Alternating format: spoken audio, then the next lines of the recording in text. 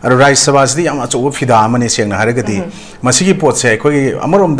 Manipur State, Manipur State ki BJP President is Sharda Kalakpase, Masi Amarum the Ampaiva, Rajya Shaba di Koi State, Natas them Hakibi Manipur Goinago, Masi Yamna Sativa Poramane, Koi Kaino Haikanda, Makoi, the Sing Koi Palamengi, the Sing Yana powerful parliamentary committee, have a Potse Rajya Shaba, Kutala Port never, having a Sagi my standing committee, select committee kind labor, Sagi Yamna, Kaino Haitare, Magi Bill labor, Mayam, scrutinized. Then budget sing the audit reports sing details when a park pay up pot say rice about labor Kango sings in Aruga even Makoi say Koina law making the Aduga constitutional amendment the rice about the labor Kango sings na Togoda top Magi upper house lower house and say cano Bazan equipment on Tambiki put me under Yaureko. Are there any sense to the constitution need rice about approval to Yauri name Magil Kano Manung the rice about power say camp Pulo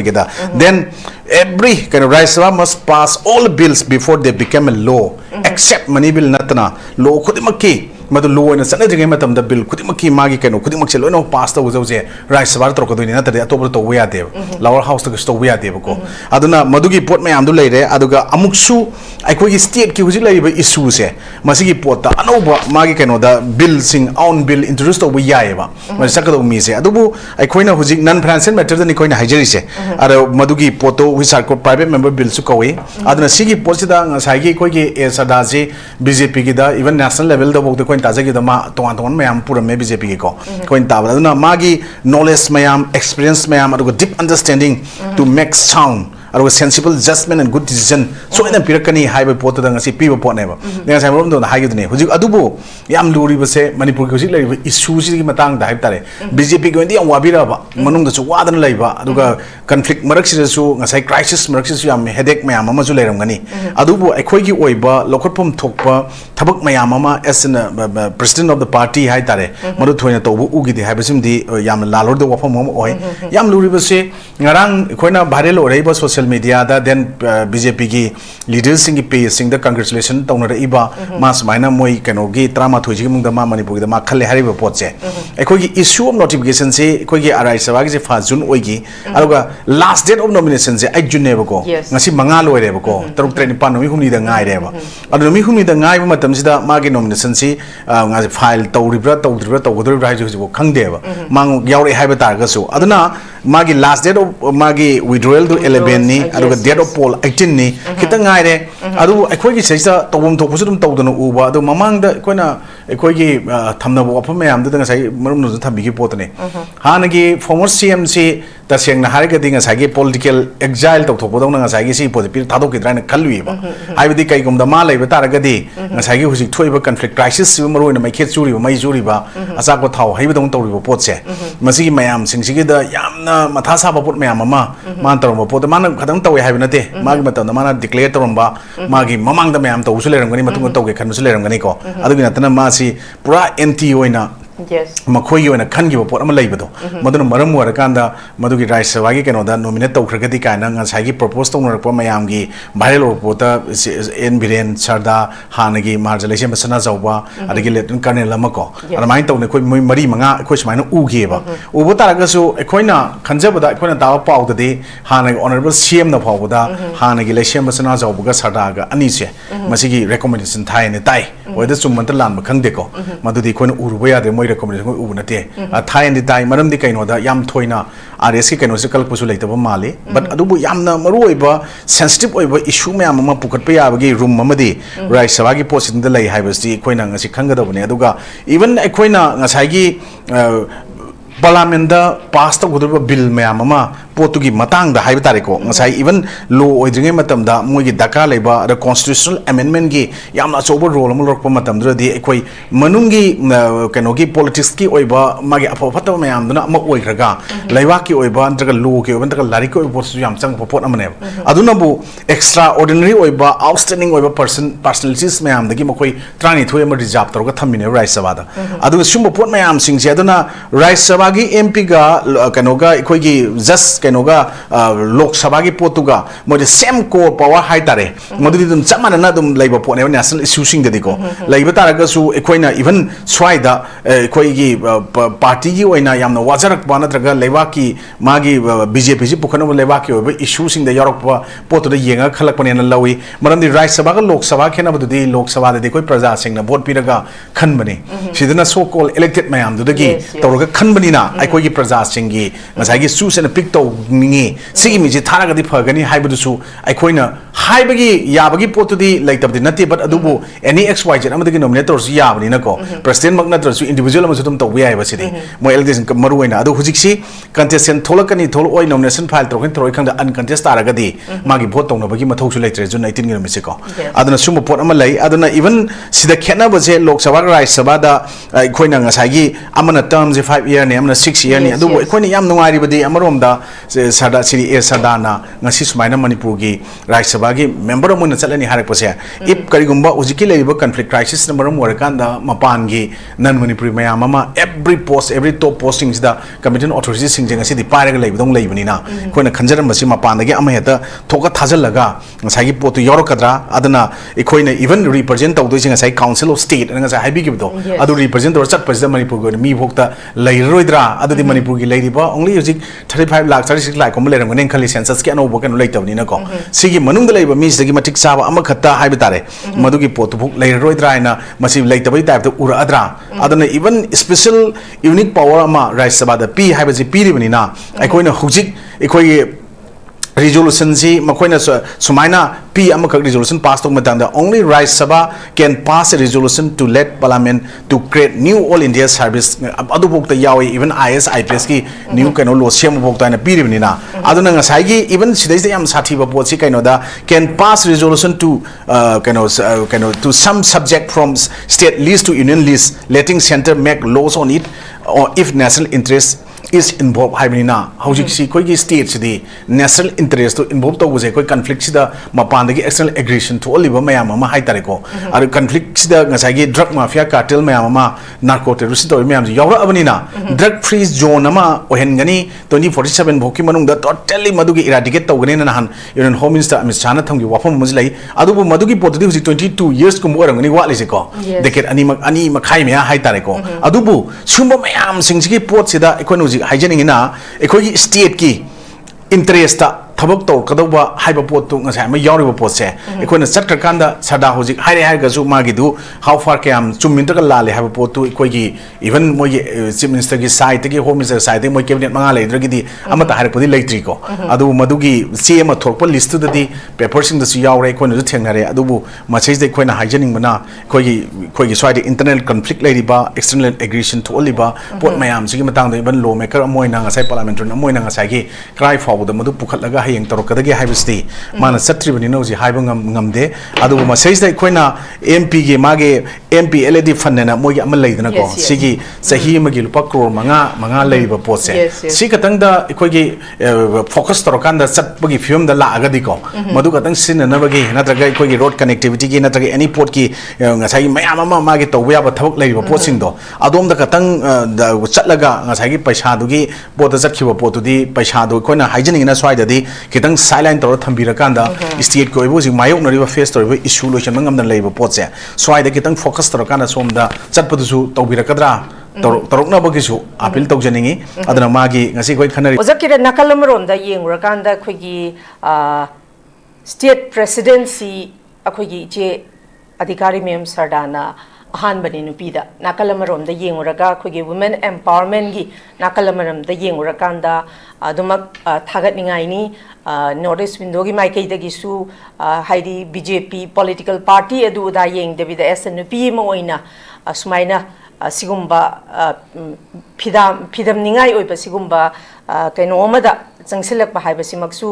a big congratulation from the north east window and from my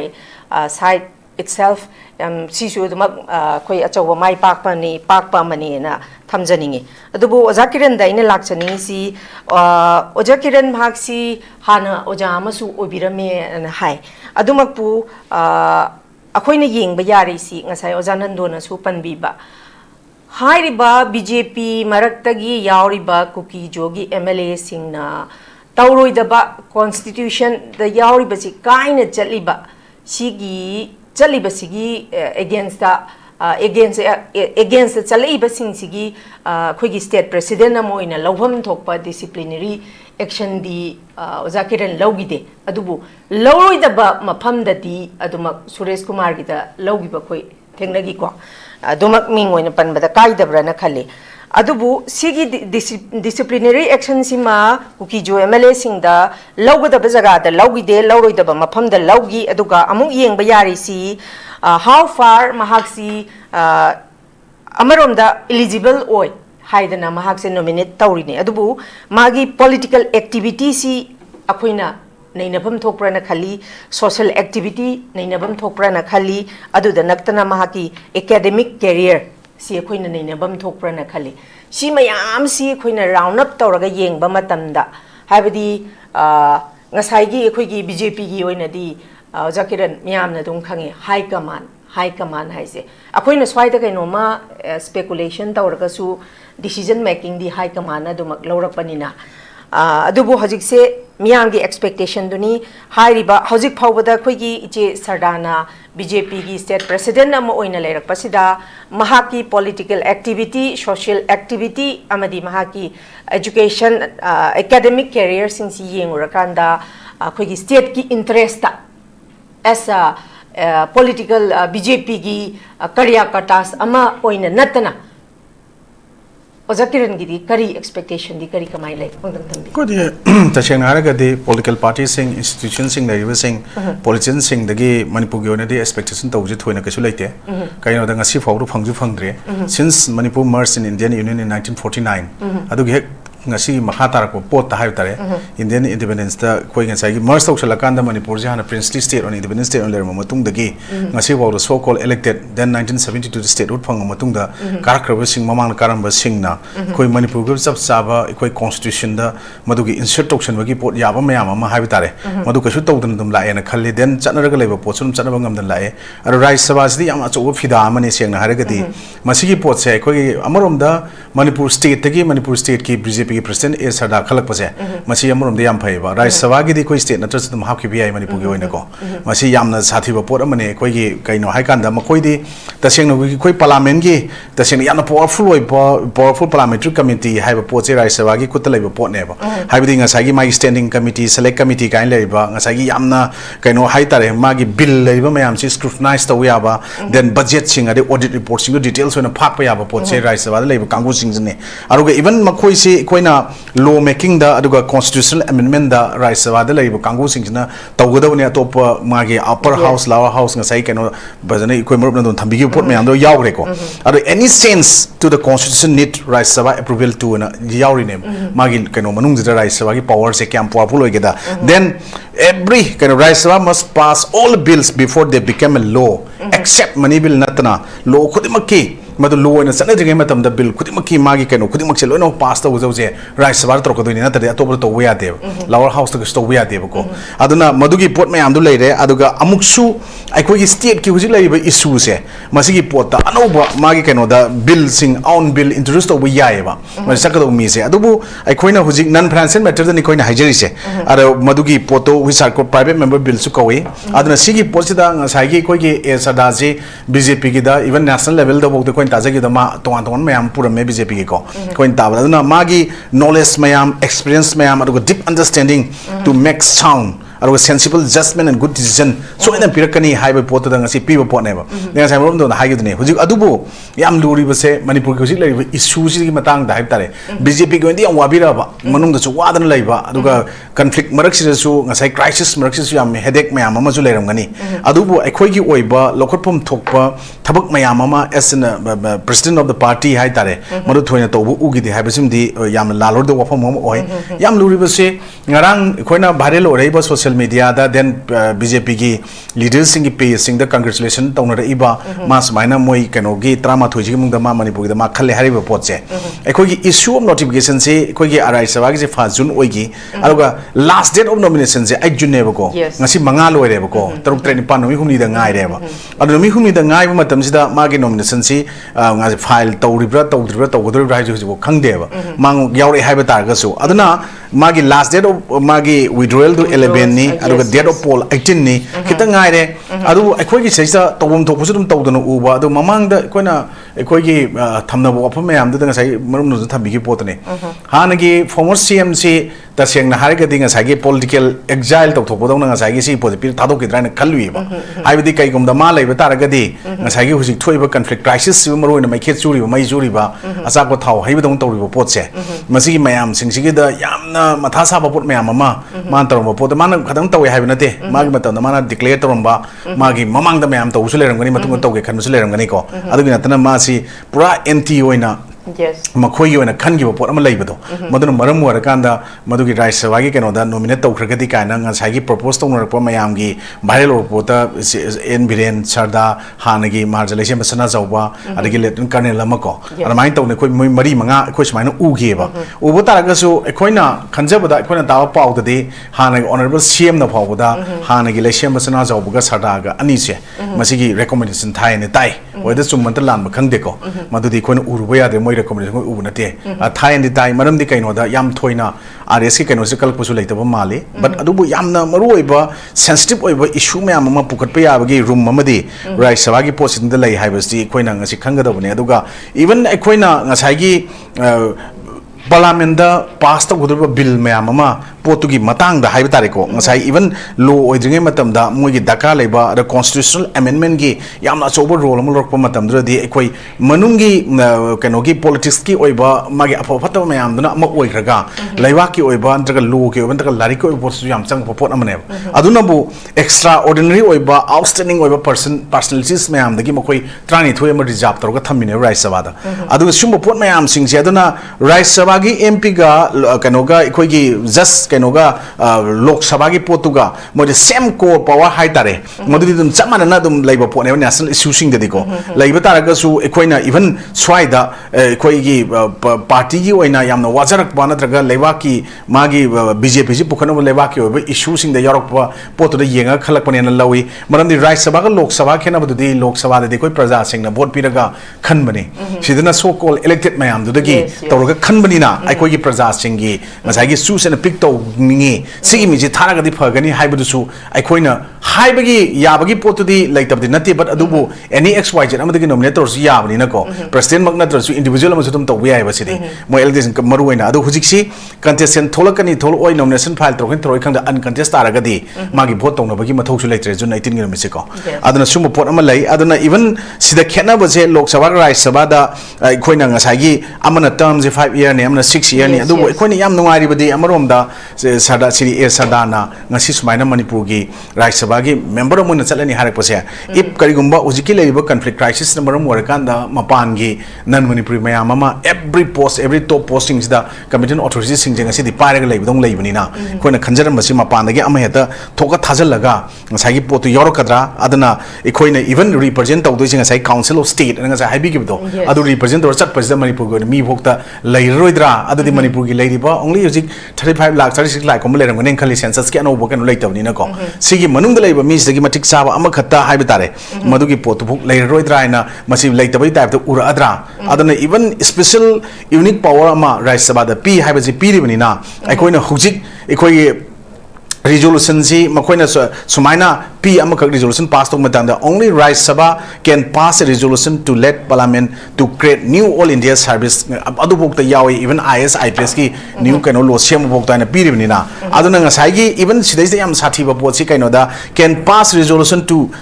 kano to some subject from state list to union list letting center make laws on it or if national interest is involved haibina hojik si koi gi state si di national interest to involve to buje koi conflict si da mapan gi external aggression to oliba mayam ma hai tare ko ar conflict si da ngasai gi drug mafia cartel mayam ma narco terrorist to mayam yawra abani na drug free zone ma ohen gani 2047 bhoki manung da totally madu gi eradicate to gani na han union home minister Amit Shah na thang gi wafam mujlai adu madu gi pot di 22 years kum orang gani wa le ko decade ani makhai me hai tare ko adu bu sumba mayam sing si gi pot si da economic hygienic ina ekoi state ki interest ta thabak to kadawba haiba pot tu ngasai ma yawriba pot se ekoi na chatkar kanda sada hojik haire hai ga su ma gi du how far kam chumin ta la le haiba pot tu ekoi gi even moi chief minister gi side gi home minister side moi cabinet manga le dra gi di amata har podi leitri ko adu madu gi se ma thorpa list tu di paper sing da su yawre ekoi na thengna re adu bu message de ekoi na hygienic mana koi gi swide internal conflict le riba external aggression to oliba pot mayam sigi matang de ban law maker moi na ngasai parliamentary moi na ngasai gi cry for the madu pukhat laga hayeng torokadagi haibasti mana satri bani no ji haiba ngamde adu ma says dai koina MP ge mage MP LED fund na moi amal leidana ko sigi sahi magi lupa crore manga leiba pose si katang da ikoi gi focus torokanda satbagi film da la agadi ko madu katang sin na bagi natraga ikoi gi road connectivity gi natraga any port ki ngasai mayam ma mage to ya ba thabak leiba pot sing do adom da katang chatlaga ngasai gi paisa du gi pot da chatkiba pot du di paisa du koina hygienic na swai da di kitang silent tor thambira kanda state ko ibu ji mayok na riba face tor issue lo chen ngam na leiba pot se swai da kitang focus tor kana som da chatpadu su tawbira kadra torok na bagi su appeal tau janingi adana magi ngasi koi khanariba wisdom behind Rajya Shaba sit for Sharda se magi daisheng na magi leiba knowledge adagi experience adagi deep understanding hai tare ko aduga sensible judgment good decision me am jing do koina thorang na ngai ri hena smai thamjab na tru pai ten smai thamjaki. Okay, thank you very much. Zakiran ngasi gi topic si da wisdom hai ba wahai ma yauri kwa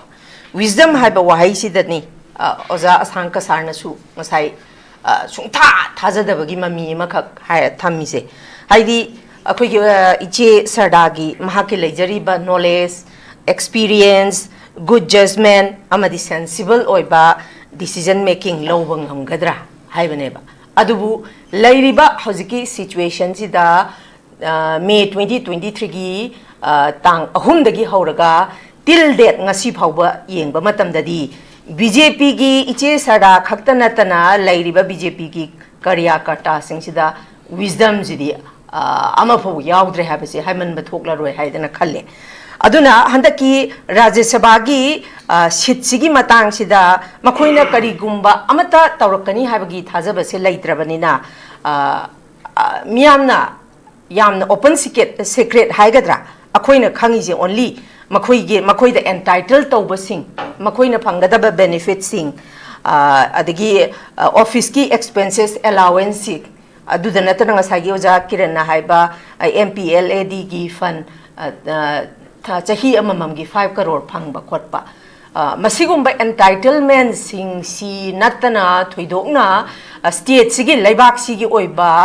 issue dadi tawrakani haibagi thajaba se leitre bagi maramdi because of high command gi culture leibanina oja Kiran si matang si da kari kamain thambininge mana thamjagi bada dum yawgre jaga sang sang khram thangre aduna kasina politics is not a game but is an honest business na hai and politics is too serious matter to be left to the politician hai swai de ne ko adu boy koinu ji khang tam ne ma si koina koi gi India ki constitution na traga koi rule of person conduct business na every assembly ki legislative sing gi matung ina ai tare kari gumba misconduct na traga kari gumba kenogi head speech sing mayam tor gumba tam da mokoi gi lokhum thok ba koi da action sing magi privilege solokpa na traga na contempt ki power adagi only magi karin keno dugi tam ta kenogi keno session dugi suspension to ya gi port adu mama ya mama adum leiba itself magi assembly masana dil to ya bra da ya na lei ne ko adu masi keno article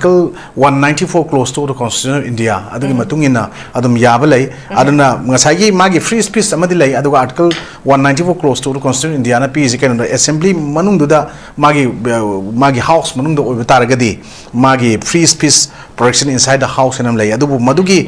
action for misconduct outside the house tu ni kai nu je hai se head speech that misconduct happen outside the assembly madu pot oi tagi ziket maina dil to bi hai ba pot tu lei bani adubu sigi magi disciplinary action sing man lokot pe ana lei ba adagi magi punishment pi ba ya ba sing do ko na pi di hai ba pot gi ji nu ai ta ba pen da ba myam ne ba hai ne ri se ko aduna madugi MLA singdugi mathakta ikoi action amata the kind of action magi report sing amata lagi the potuna maram warakanda hojiki magi constitutional limiting di laigani laiba taragos lokopom topol laude taude haibagi potune bosi laise adu Rajya Shaba gi MP amoina chatpa taragadi state ki interest ta magi represent torga chaliba potnina state to gi issue sing magi state ta kari effect tole adu national level bok to kari oibi haiba ani ngai mang tam gi pot sing man pukhalakadra adu ga ngai gi federal balance sama man protect or thambungam gadra haiba potune bosi aso wang lai diko state ki potu adu ga state ki powers mana defend to we center no overstep toksalapa taragadi haiba pot yauri ne ba Rajya Shaba gi keno sing je yam chaw pot ne ba adu gi pot sing dro hojik te ko di state na dum interfere toroga maji overtake torga chatle haiba pot gi example haibu still now ikoi president rules si laitre madu abrogate tawgre haiba taraga su ngasai gi proclamation nama president of India na ngasai gi constitution gi article 356 clause 2 gi matungina proclamation nama tho kan de khoi jing asi tham mari mu phara manen khale ji keno lai se ko si smile lai gre haiba taraga su madu gi overstep toksal ko myam ama ngak tok pa yai haiba je Rajya Shaba gi achowa responsibility kram ko fix taw lai je ko tawdi ude haiba pot ne ngasi ko thamjari ne ko aduna madu gi potu uji article 355 se still adum hingaga lai laigani hena ko na madu laiti haiba taraga su dum hai sine ba madu gi lainam gi maram ma chak myam to wan keno myam da nei na gre aduna even makhoi uji Rajya Shaba gi hek MP oigiba kangu khudimak se makhoi de power makhoi lai debate to we ai central gi sponsor scheme myam laiba fund thadrai ba aragi khoi gi kano law myam state ki matang do budget ki kangding sai khoi na haije gi pot myam jo chigi myam se laibani na khoi chigi myam se tarukadra da tawoi dra mamang do jibok laiba sing da di khoi u de haiba potuna ngasagi pen da sing do haina bane ba ada state represent da udu potuna ngasagi khoi gi thoiba internal conflict have the ideological differences arago leadership ki